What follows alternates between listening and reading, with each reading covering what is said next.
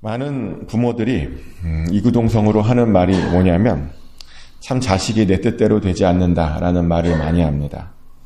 그러면서 제가 도대체 누구 닮아서 그러는가 뭐 그런 말도 많이 하고요. 근데 그런 말을 하는 분들 보면 그 자식이 부모를 닮았습니다. 자식들이 부모 닮아서 그렇게 따라하는 겁니다. 사실 그래서 안타까운 거죠. 왜냐하면 부모를 닮았다 보니 자식들이 그 부모의 실수들을 그대로 똑같이 하는 것을 보게 될 때가 많기 때문입니다. 저도 마찬가지입니다. 지금은 안 그런데 예전에는 굉장히 완벽주의자적인 성격이 좀 있어서 완벽주의자적인 성격이 있으면 어떤 일이 일어나면 주변 사람들이 굉장히 피곤해합니다.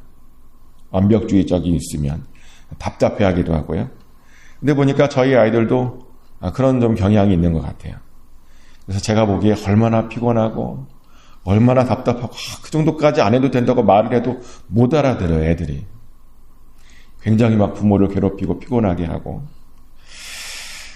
그리고 그러면서 제가 옛날에 했던 그 실수들을 똑같이 반복하는 것을 보게 됩니다.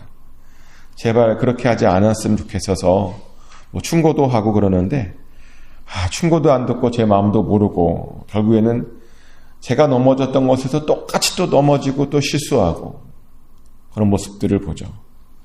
그런 모습을 보면 가슴이 아픕니다. 하지만 뭐 그렇다고 실망하지 않습니다. 왜냐하면 제가요 어떤 걸 알고 있냐면 하나님의 일을 열심히 하면 하나님께서 우리 아이들을 책임져 주신다라고 하는 그런 것을 알고 또 그것을 잘 믿고 있기 때문입니다. 그래서 아이들이 이렇게 잘 말 안 들으면 그럴 때이면 그럴 때일수록 하나님을 더 바라보고 하나님을 찾고 하나님의 일을 더 열심히 합니다. 그리고 그러면서 기대하죠. 내가 못하니까 하나님께서 해주시기를, 하나님께서 이끌어 주시기를. 근데 성경을 보다 보면 좀 당황스러울 때가 있습니다. 어떤 사람들은 하나님께 대해서 정말 열심히 최선을 다해서 섬겼는데 그 자녀들을 보면 그렇게 열심히 섬겼음에도 불구하고 잘 되지 않은 것처럼 보이는 사람들이 몇 명 있기 때문입니다. 모세도 그런 케이스죠. 오늘 우리가 읽었던 역대상 6장은 레위지파의 족보입니다. 전에도 말씀드렸다시피 역대기에서 가장 중요하게 나오는 지파는 유다지파와 레위지파입니다. 그래서인지 오늘 이 레위지파의 족보가요 굉장히 어떤 때는 좀 너무 지나치다 싶을 정도로 자세하게 나옵니다. 그것은 앞에 5장과 비교해도 단순히 알 수 있는데요. 5장은 굉장히 짧습니다. 짧음에도 불구하고 거기에는 르우벤 지파, 갓 지파, 므낫세 반 지파 이렇게 3개의 지파가 나옵니다. 그 짧은 장 안에요. 무려 3개의 지파나 나온다는 겁니다. 하지만 6장에서는 레위 지파 하나만 나오는데 그 절수로는 무려 81절이나 됩니다. 굉장히 길죠. 자세하고. 근데 이렇게 쭉 81절을 읽어가면서 우리가 궁금해지는 것이 계속 있는데 분명 구약에서 제일 중요한 사람은 모세입니다. 그것은 뭐 아무도 반박하지 못할 겁니다. 모세는 이스라엘을 출애굽시키고 하나님께 율법을 받았죠. 그리고 성막을 만들었고 하나님의 영광도 본 사람 중에 유일무이한 그런 사람이었습니다.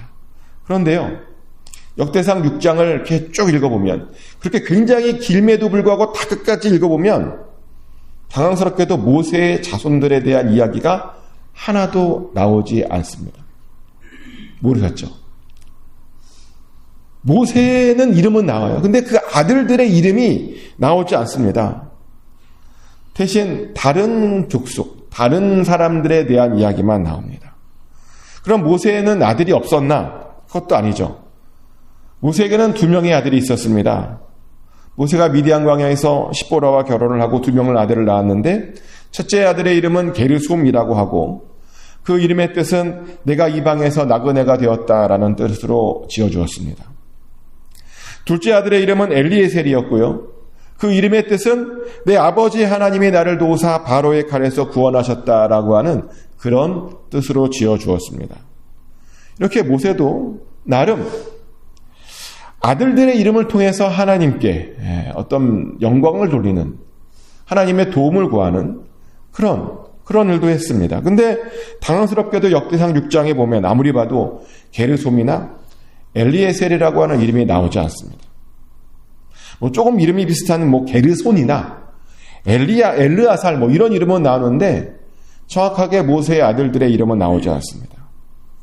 그래서 모세에게는, 모세를 잘 모르면 모세에게는 아들이 없었나? 하는 그런 착각마저 듭니다.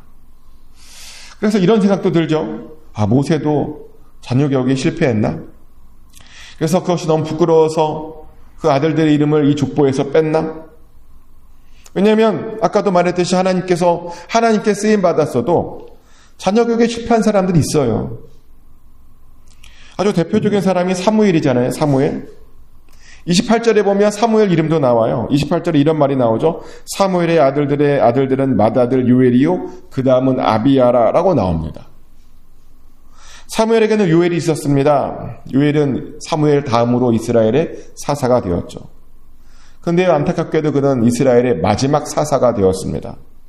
왜냐하면 그 아들이요, 그 아버지 사무엘과 굉장히 달랐대요. 보통은 닮게 됐는데 닮지 않았답니다. 안 닮아서요, 사사는 보통 바른 판결을 했어야 되는데 뇌물을 받고 뇌물을 받은 쪽으로 유리한 판결을 내렸답니다. 그러다 보니 사람들로부터 인정을 받지 못했고, 급기야 사람들이 사무엘에게 그 아들을 사사로 삼지 말고 차라리 우리에게 왕을 달라라고 왕을 요구하게 되는 빌미를 제공했던 사람이 바로 이 사무엘의 아들입니다. 안타까운 이야기죠. 그래도 그나마 다행인 것은 뭐냐면 그 아들은 잘못됐는데 손자는 잘 키웠어요. 사무엘이. 그 손자가 누구냐? 그 손자가 그 이름도 유명한 헤만이라는 사람입니다. 헤만. 이름 많이 들어보셨나요? 헤만은 다윗 시절에 여호와의 성전에서 찬송하는 직분을 맡은 사람이죠. 즉 예배할 때의 찬송으로 도왔던 그런 사람이었습니다. 사실 헤만 전까지는 이스라엘의 제사에 번제와 희생제사만 있었습니다. 근데 헤만으로 통해서, 헤만의 그 은사를 통해서 이스라엘의 예배 안에 음악이 도입됐죠. 찬양이 도입되었습니다. 그래서 다윗이 헤만을 의지해서 예배의 형태를 바꿀 수 있었습니다. 찬양대를 만들어서 그 찬양대를 조직하게 하고 헤만으로 하여금 그 찬양대를 이끌게 했죠. 그래서 예배 가운데 찬양이 아주 중요한 요소가 되었습니다. 찬양이 없는 예배란 전혀 생각할 수 없게 되었습니다. 근데 그 주역이 누군가? 헤만이었습니다. 다행히도 사무엘의 손자는 그런 일에 쓰임 받았습니다. 아들은 실패했는데 손자는 그나마 그렇게 하나님께 쓰임 받았다는 겁니다. 정말 다행이죠. 그런데 왜 모세의 자녀들은 이 족보에 없느냐는 겁니다. 모세의 자녀들에게는 도대체 무슨 일이 일어났던 것일까요? 혹시 다 빨리 죽고 없어진 것 같을까요? 그 가족이 통째로 다 없어졌던 것일까요? 다행히도 그런 것은 아닌 것 같습니다. 왜냐하면 역대상 6장의 족보에는 없지만 역대상 23장에 또 한 번 족보가 나와요. 역대상 23장의 족보에 보면 다행히도 거기에는 모세의 자녀들에 대한 이름이 나오기 때문입니다. 역대상 23장 14절부터 17절까지 말씀 제가 읽어드리겠습니다. 하나님의 사람 모세의 아들들은 레위 지파 중에 기록되었으니 모세의 아들은 게르솜과 엘리에셀이라. 게르솜의 아들 중에 스브엘이 우두머리가 되었고 엘리에셀의 아들들은 우두머리 르하바라. 엘리에셀에게 이 외에는 다른 아들이 없고 르하바의 아들들은 심이 많았으며 라고 나옵니다. 다행히도 역대상 23장에는 모세의 족보 이야기가 나옵니다. 그런데 제가 방금 읽어드렸듯이 너무 적어요. 자손들이 어떻게 이렇게 적을 수가 있는지. 아론의 족보하고 비교해보면요, 너무 초라합니다. 그래도 나왔으니까 다행이긴 한데, 근데 왜 이런 상황이 된 것일까? 어디에는 나의 족보가 빠져 있고 어디에는 나오긴 하는데 되게 적게 나오고. 그래서 제가 좀 궁금해서 찾아보았습니다. 그랬더니 어떤 학자가 말하기를 모세가 일부러 그랬을 거래요. 일부러 자기의 가족들의 이야기를 사람들에게 안 알렸을 것이랍니다. 그래서 그렇게 기록이 없었을 것이랍니다. 갑자기 궁금해지죠. 그럼 왜 모세는 일부러 자신의 가족들의 이야기를 사람들에게 안 알렸던 것일까? 왜? 왜냐면요, 구약에서 아까도 말했듯이 모세의 위치는 대단한 위치입니다. 구약에서 단 한 명을 꼽으라 그러면 모세를 꼽습니다. 신약에서는 예수님 꼽죠? 구약에서는 모세를 꼽습니다. 그리고 실제로 신약을 보면 계속 예수님을 모세와 연결 짓는 것을, 그런 장면도 우리는 보게 됩니다. 모세가 태어날 때 생명의 위협을 받았죠? 그래서 예수님도 태어나실 때 생명의 위협을 받았습니다. 모세가 애굽에서 자랐습니다. 그래서 예수님도 애굽에서 자랐습니다. 모세가 시내산에서 율법을 받은 것처럼 예수님께서는 산상수훈을 통해서 산에서 사람들에게 말씀을 가르쳤습니다. 모세가 광야에서 이스라엘을 만나와 메추라기로 먹였던 것처럼 예수님께서는 오병이어로 사람들을 먹였습니다. 모세에게 무덤이 없는 것처럼 예수님도 무덤이 없습니다. 이렇게 신약 성경은 예수님을 끊임없이 모세와 비교합니다. 모세는요, 거의 구약에서 예수님과 같은 그런 위치라는 겁니다. 그런데 만약 모세의 자손들이 그렇게 알려졌다면 어떻게 되었을까요? 그러면 사람들이요, 모세의 자손들에게 아마 열광했을 겁니다. 그래서 어쩌면 모세의 자녀들을 왕으로 섬기겠다고 난리를 쳤을런지도 모릅니다. 그런데 하나님의 뜻은 사람들에게 막 영광 돌리는 것이 아닙니다. 하나님의 뜻은 모든 영광은 하나님께만 돌려지는 것입니다. 그래서 모세는요, 그런 하나님의 뜻을 그 누구보다도 잘 알고 있다 보니 일부러 자기의 자녀들의 이야기를 그렇게 하지 않았던 겁니다. 저는 이 이야기가 맞지 않을까 싶습니다. 근데 그래도 그렇지, 모세의 자손이라고 이렇게 막 빼고 손해보는 것 같고 희생하는 것이 과연 맞는가? 왠지 그 자녀들이 아버지 때문에 일방적으로 희생당하는 것 같아서 좀 마음이 불편하긴 합니다. 정말 그 아버지가 잘 나가면 그 자녀들은 그렇게 희생당하는 것이 맞는가? 사실 그렇지 않죠. 그래서는 안 됩니다.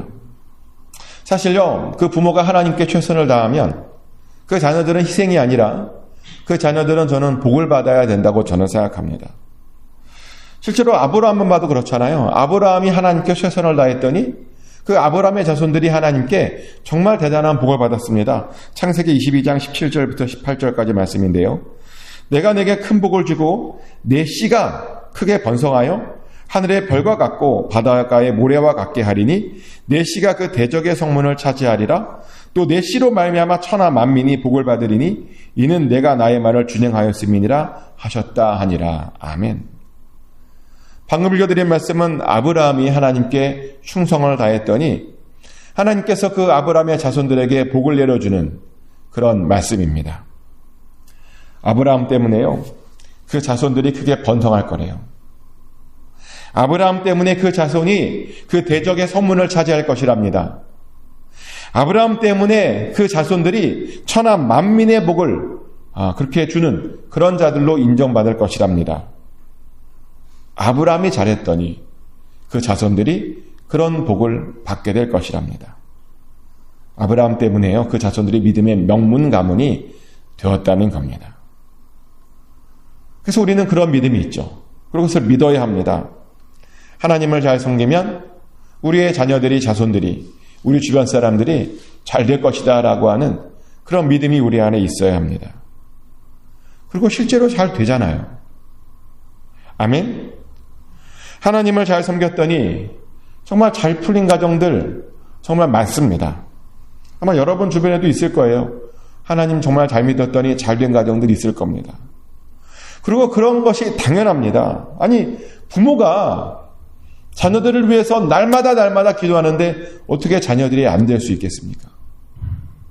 그 부모가 하나님께 정말 최선을 다해서 충성을 다하는데 어떻게 하나님께서 그 자녀들을 돌보지 않을 수 있겠습니까? 저는 반드시 잘 될 수밖에 없다라고 저는 믿습니다. 그런 관점에서 저는 여러분들의 가정들도 정말 잘 될 것이라고 저는 믿습니다. 그리고 여러분의 자녀들뿐만 아니라 여러분의 자녀의 자녀들도, 그리고 여러분 주변 사람들도, 여러분 남편들, 그 여러분 친구분들도 여러분 때문에 잘 될 것이라고 저는 믿습니다. 기도하고 있으니까요. 그래서 우리는 그것을 기대하고 계속 충성을 다하고 최선을 다하고 계속 기도하기만 하면 됩니다. 그렇게 하면 하나님께서 우리를 통해서 우리 주변도 좋아지고 우리 자녀들에게도 그 복이 내려갈 줄 믿습니다. 그렇게 믿음의 명문 가문들이 우리들을 통해서 저는 세워진다고 믿습니다. 여러분들도 믿으셨으면 좋겠습니다. 그리고 그 믿음을 정말 보여주는 그런 삶을 꼭 사셨으면 좋겠습니다. 예수님 잘 믿었더니 이런 복을 받았다. 그것을 보여주었으면 좋겠습니다. 정말 축복하는 것은 하나님 정말 잘 섬기심으로 복이 넘치기를 축복합니다. 그래서 하나님 나라에서 정말 크게 인정받는 그리고 믿음의 명문 가문으로 세워지는 그런 복을 다 받아 누리시기를 예수 그리스도 이름으로 축복합니다. 기도합니다. 하나님 아버지, 인간적인 관점으로 보면 우리는 어떤 때는 이해되지 않는 그런 장면들을 볼 때가 있습니다. 어떤 사람들은 하나님께 정말 열심히 살았는데 그것들이 제대로 보상받지 않았던 것처럼 보이는 그런 장면들이 하나님 우리 안에 보일 때가 있습니다. 그러나 넓은 시선으로 보았더니, 큰 시선으로 보았더니 그들의 가문들도 마침내는 다 복을 받았다라고 하는 것을 보았습니다. 아버지, 우리도 그런 복을 받을 수 있기를 원합니다. 하나님을 열심히 잘 섬김으로 또 기도함으로 충성을 다함으로 우리를 통해서 우리 주변이 복을 받을 수 있기를 원합니다. 또 우리를 통해서 우리의 자녀들이 믿음의 명문 가문으로 세워져 나갈 수 있기를 원합니다. 우리보다 더 큰 믿음 주시옵소서. 우리보다 더 크게 쓰임받게 하여 주시옵소서. 우리보다 더 크게 영광 돌리게 하여 주시옵소서. 그래서 대대손손 믿음의 명문 가문으로 하나님을 사랑하고 하나님께 사랑받는 그런 가문으로 세워져 나가게 하여 주시옵소서. 우리의 믿음을 받아 주시옵소서. 우리의 충성을 받아 주시옵소서. 우리의 기도를 받아 주시옵소서. 반드시 우리를 그렇게 사용하여 주시옵소서. 오늘도 동행하여 주시옵소서. 아버지 하나님 기대합니다. 하나님의 복을 기대합니다. 감사드리며 살아계신 예수 그리스도 이름으로 간절히 기도드렸습니다. 아멘. 주기도문으로 하나님께 올려드립니다. 하늘에 계신 우리 아버지, 아버지의 이름을 거룩하게 하시며 아버지의 나라가 오게 하시며 아버지의 뜻이 하늘에서와 같이 땅에서도 이루어지게 하소서. 오늘 우리에게 일용할 양식을 주시고 우리가 우리에게 잘못한 사람을 용서해 준 것 같이 우리 죄를 용서하여 주시고 우리를 시험에 빠지지 않게 하시고 악에서 구하소서. 나라와 권능과 영광이 영원히 아버지의 것입니다. 아멘.